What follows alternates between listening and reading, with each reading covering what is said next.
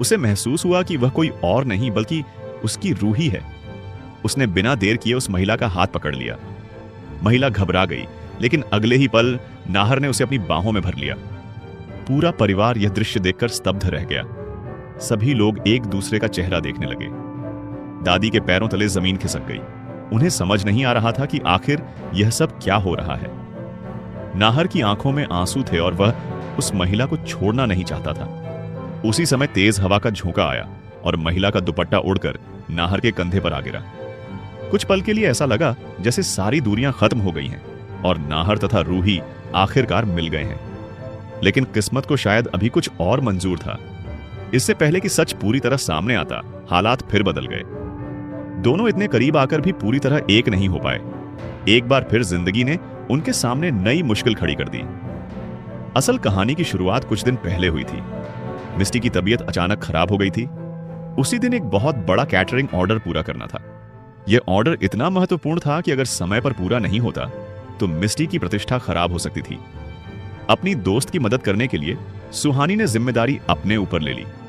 उसे बिल्कुल अंदाजा नहीं था कि यह काम उसे उसके अतीत के सबसे बड़े सच के सामने ले जाने वाला है।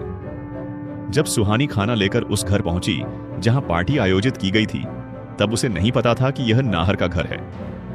जैसे ही वह अंदर पहुंची, उसका चश्मा टूट गया। पहचान छुपाने के लिए उसने तुरंत मास्क पहन लिया। वह चुपचाप रसोई में जाकर काम करने लगी। रसोई में काम करते समय एक अजीब घटना हुई। दादी ने सौंफ और अजवाइन का डिब्बा मंगवाया।